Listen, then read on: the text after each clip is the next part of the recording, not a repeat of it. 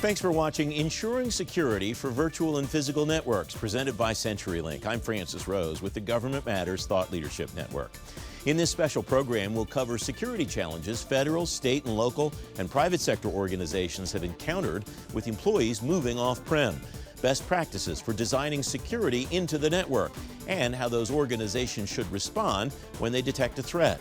Experts from the Defense Logistics Agency, Defense Contract Audit Agency, the state of Utah, the cities of Dallas and Minneapolis, and CenturyLink will join me. It's an important topic and a great lineup, so let's get started.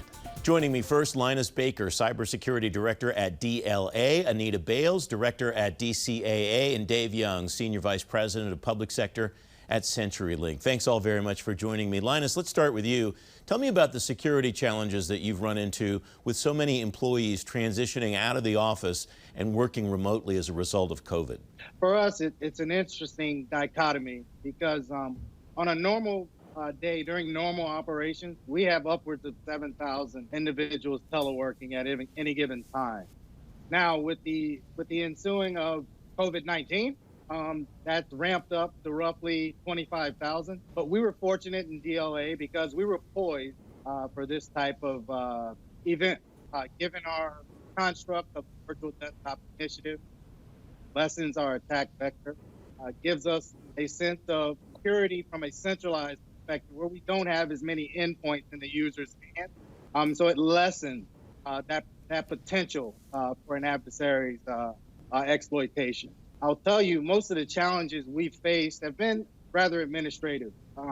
With those users who unfortunately weren't or aren't able to telework, we have some issues with user accounts and those types of things that expire because of the time frame that's given in terms of logging in. But significant challenges, I would say no, because again, we were poised for this situation given our large telework presence during normal operation. And so in many ways, DLA was ahead of the game in terms of the rest of the department. It sounds like the challenges that you ran up there against then were mostly mechanics. Anita, welcome. Thanks for joining us.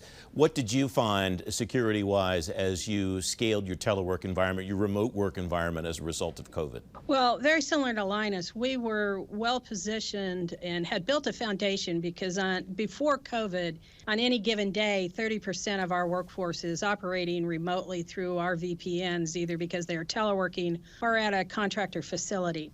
So as we moved into a nearly 100% telework environment, I think the challenges that we had, of course, was bandwidth. That's been an overarching issue for everyone as not just our agency, DoD, and the government, but society as a whole has really moved to a virtual environment. So, it was really good to see DoD move out quickly and trying to see what we could do to expand the bandwidth, and I think we've been able to resolve most of that. I think another challenge that we had that may be unique to us is because we do work at the contractor facilities, and as they were working with us to come up with new and unique ways to get the data that we needed to still do our mission, they were throwing many different platforms and tools at us, and we needed to make sure that all of those would work within the DoD cybersecurity model before we were allowing folks to use those. And it's one of the good things that are coming out of this is the different ways that we are now able to share data with our contractors. I'd say the other challenge that we really had is not so much of an IT challenge. It really comes down to the human challenge of how do we keep everybody connected when they are all distant and sitting in their homes alone. So our IT has been an extremely valuable tool, and to make sure that we still have that interconnectedness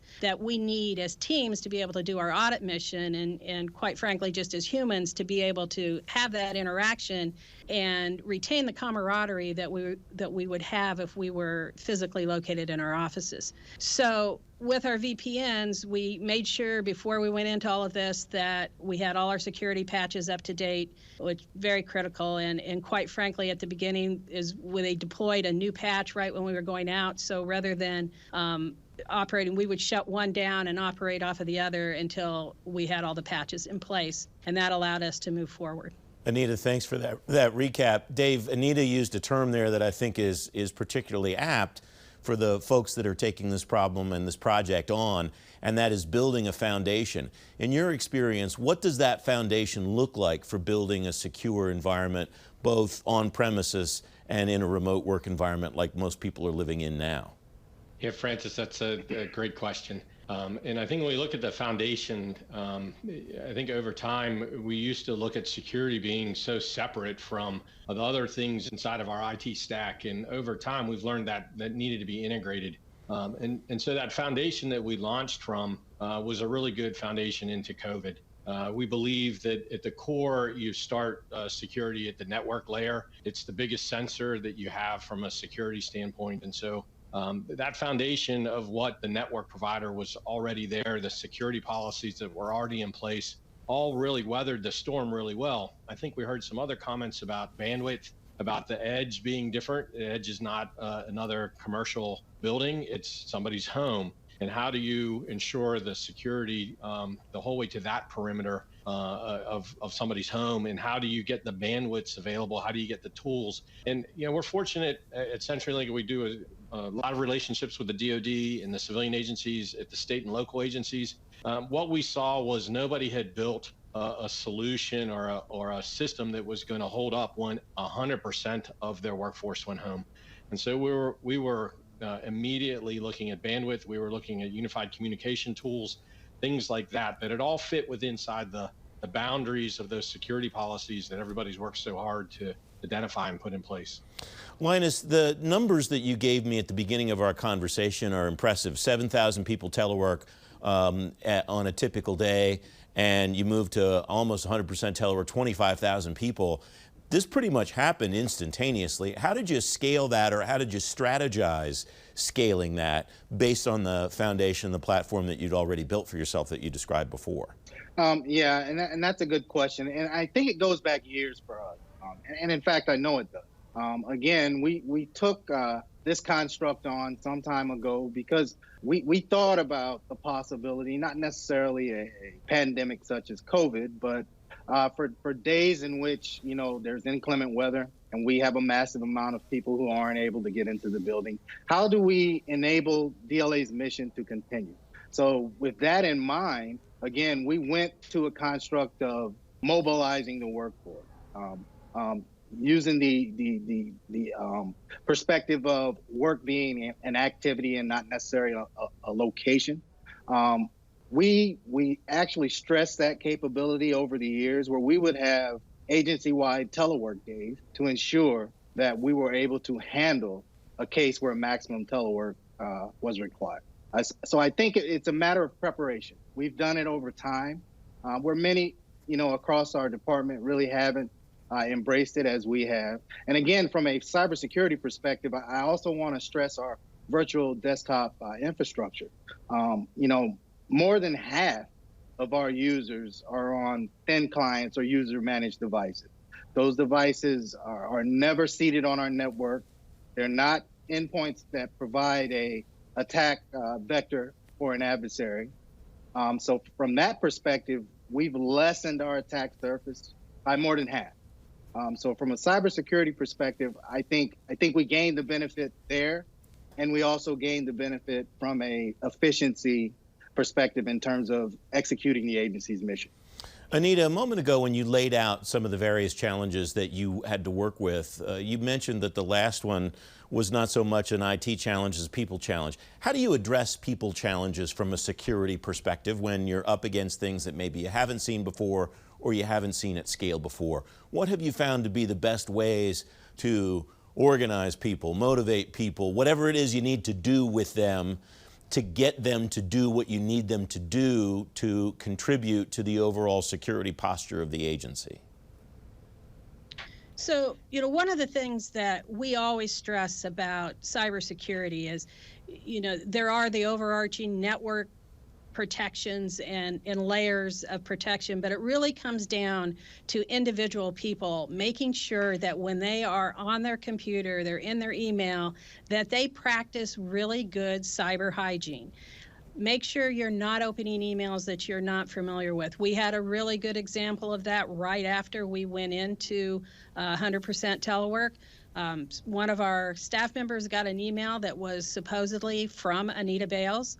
However, I did not send it, and it was asking for a lot of personally identifying information.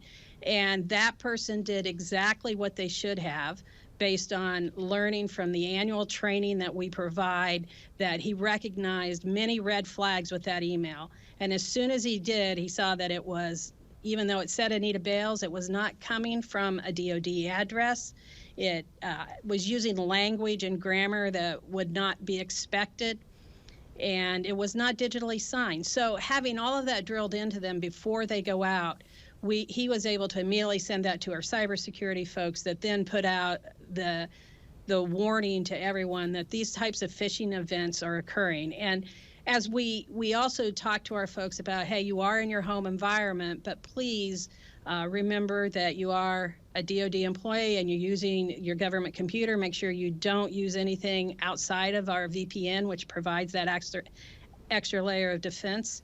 So a lot of it is just continuing to communicate with our folks, talking about, because as we have gone into a virtual environment, bad actors know that there are additional risks being in a virtual environment and are going to try to take advantage of that. So we just continue to talk about that and practicing good cyber hygiene.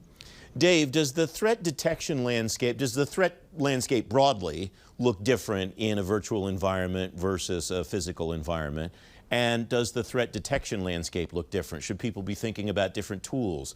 Should people be thinking about different processes and procedures? Should people be thinking about different visibility levels or tools or something like that in a virtual versus physical world? Yeah, you're on to something there, Francis, and yes, it does change. Right, the environment that we lived in prior to COVID was a pretty static environment. We had some agencies like DLA that had set up an environment where they could work remote. And some agencies didn't have that. They don't have that in their culture, in their mission to be so remote. Other agencies do.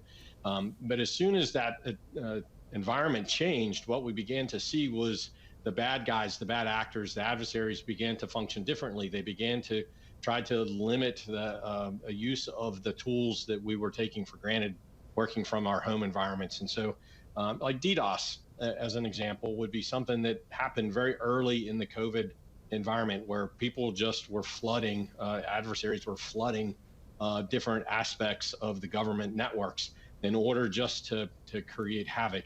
As time went on, they began to become more precise in what they were looking for. And so what gets really important then is that the tools we have in place are all the right tools. It's how we're sharing information, how we as a carrier, how the customer sees information about a cyber attack, a cyber threat. We share those information so that we can get a thorough understanding of what we perceive to be happening. And then the most important thing is we've turned to machines, and machine-to-machine learning becomes really important. So the quicker we can get the machines to understand what these threats are in our defensive mechanism, the more we can put our humans on the developing threats and move them away from the threats the machines can handle. So I think it was an evolving time as COVID began to hit and we began to operate differently. The threats morphed quickly over that period of time, but it was how quick could we teach our machines to handle the volumes so that our humans, our intelligence, could really handle the precise the threats that were beginning to crop up that were unique.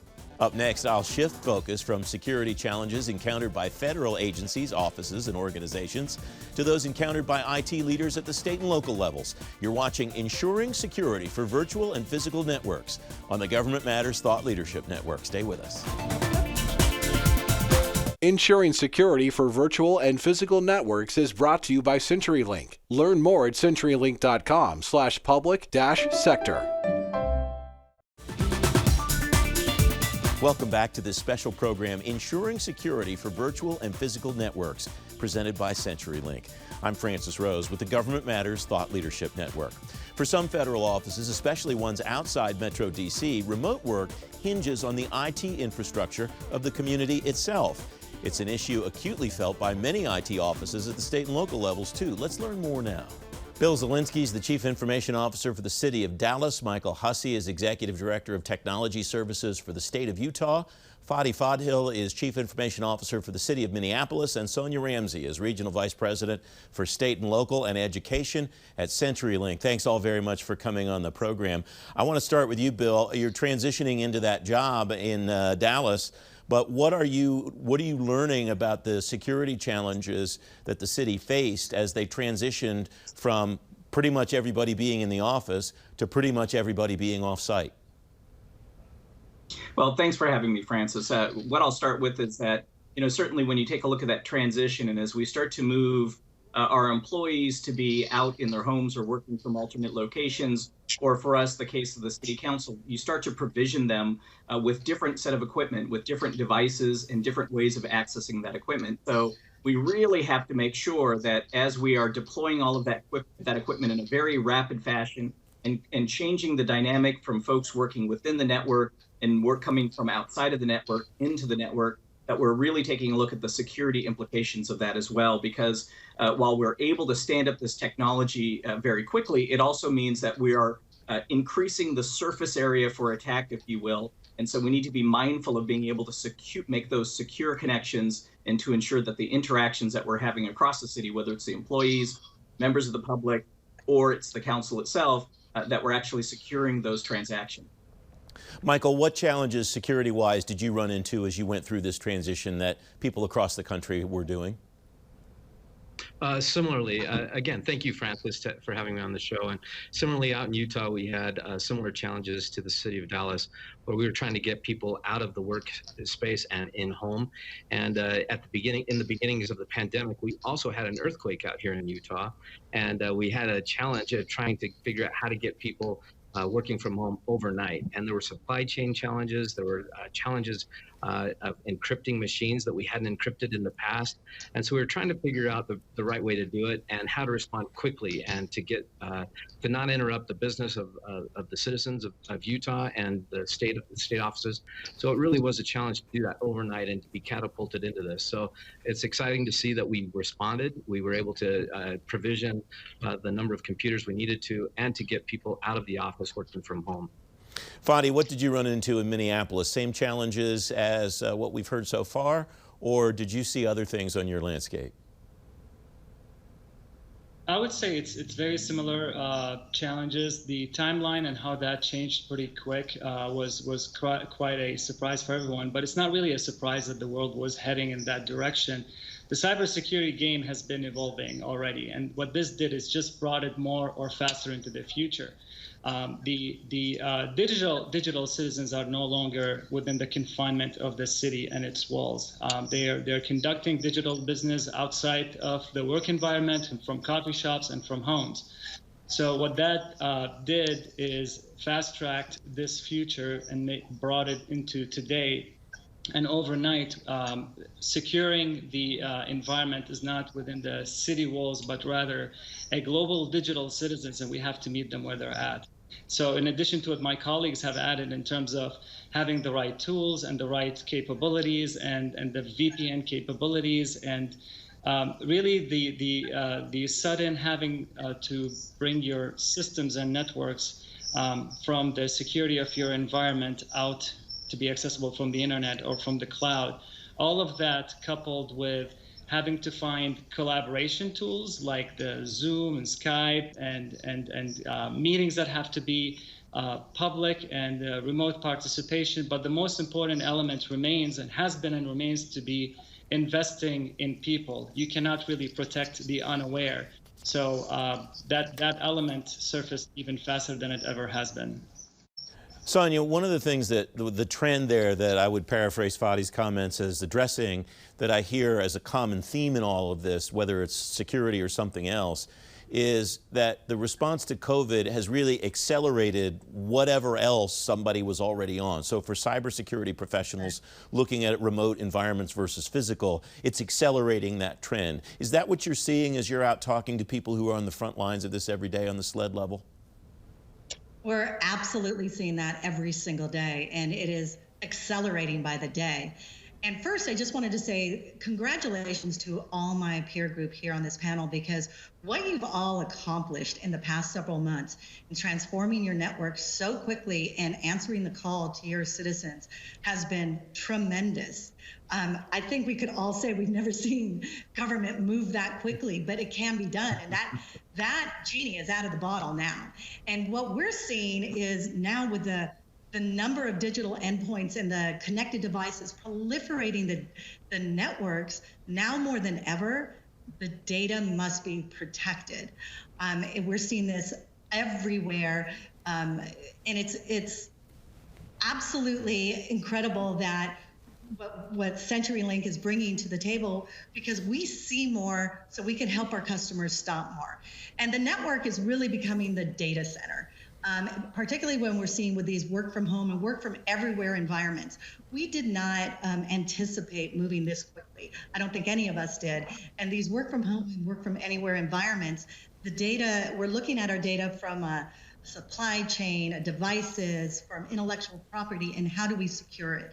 And so CenturyLink talks to our customers, our city and state and local governments, on how do we layer protection into our networks? Because it's not about bolting anything on, and it's not about adding assets after the fact.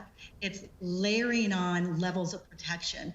And so we're seeing very much security moving to the top of the pile, along with digital equity for our citizens, which was not really a top priority with our city and state governments. And so now we're thinking, okay, how do we make a secure environment, not only for our work from home employees, but how do we transcend that into our city and state citizens to ensure that everybody has the digital capabilities to live the life they need to live? Bill, you were nodding enthusiastically as Sonia was talking about that availability of information and the securing of the information, and that means something to me because you were one of the first federal CIOs that I talked to here in Washington that talked about the importance of securing data and not just securing machines. Tell me why what Sonia said resonated with you so much. So in particular, Francis, what really resonated for me is that discussion about the digital divide. So as my counterpart from Minneapolis mentioned, while it's an increasingly digital world, what that also means is that there are portions of our residents within the cities that divide widens as the need to go online increases. And so as we think about the students or the businesses or the individuals who still need to conduct their daily lives and still need to avail themselves of the services of the city, it's very important that not only do we ensure that we are prepared for this change to having more of a digital influx, more of a digital interaction, we also need to really ensure that we are taking care of those citizens who may not have access, who may not have the equipment, the end user devices that they need to interact in the way that they need to, or may not have the training or the knowledge in order to avail themselves of those services. So for us in the city of Dallas, we're very much focused on equity, inclusion, equality, so that we are ensuring that even as we adjust to this increasingly digital world and the need to pivot quickly, that we're not leaving behind portions of our population. And as we said, we need to do so securely as well. Michael, how are you addressing that? How are you addressing that divide? What does that look like in Utah, whether it's getting bigger or shrinking or staying the same? How do you include that divide in your strategy as you think about the potential devices that will be interacting with your network? And that's an interesting challenge. First of all, from the employee perspective, we now have the ability to navigate the machine when it attaches to the network to make sure that it's up to snuff. This is one of those things that we had to pivot on early. But also, how do we bridge that divide with our citizens? And that becomes an ever-increasing challenge because there is a divide. And so we're starting to outfit school buses with Wi-Fi and hotspots and send them out into these communities that may be challenged otherwise. But it is also trying to push the edge of the network to places we haven't pushed it before, which also presents different challenges where before, maybe in February, we were seeing about, 500,000 attempts a day to now we're seeing about 2 billion attempts a day trying to get into our network. So as we push that network out, it really changes the exposure and the threat landscape that you need to look at. So So it does really change your response, and it changes what you're looking at the same time providing the services, those necessary services for the citizens of Utah. Fadi, you alluded earlier to the acceleration of the trends that you've been seeing and the way that you kind of followed the same line. Is it fair for me to take that to mean that your strategy broadly hasn't changed much over the last 3 months? It's just that you're doing everything that you were going to do faster, you're trying to hit marks faster, or does your end goal, does your strategic vision look a little different than it did 3 months ago? You're just trying to accomplish it now faster. I would say it's both. So you have some elements that fast-tracked into needing to be addressed, like the digital divide. That has always been something we've been trying to address, and us reaching out to our partners, and no one has the full pieces to the puzzle. Everybody has a piece, and that's where collaboration amongst partners become very, very powerful. But this whole thing did change the landscape to a great extent, where organizations and enterprises and government have got to reassess their strategy and restart the whole thing under a different premise. The cybersecurity thing is, it never was, and it's no longer is, a CIO type of responsibility or a CISO. We'd like to say it's not an IT thing, it's a we thing. So you see more involvement from all facets of the government into this new mode of operation, and how we engage in our residents, where the strategies shifted heavily towards creating new ways to engage residents digitally, and that means exchange of information that is very critical to be private and secure. Sonia, you talked before about the speed at which your colleagues on this panel and other people across the country had to scale, had to stand up new tools, had to deploy new fleets of devices and so on, and congratulated them, and I think rightfully so. What maintains that momentum, though, even if it's not the actual achievement of things, just the momentum that people have started? What keeps that going? Is the potential chain of events, the cadence of life enough moving forward, given the environment we live in now and will for the foreseeable future? Or are there things that people like our colleagues on the panel can and should do to be able to continue to drive that momentum and drive that progress? Well, I think when we take a step back and we think about the security posture that everybody is rapidly looking at and deploying, the most important capability there is visibility.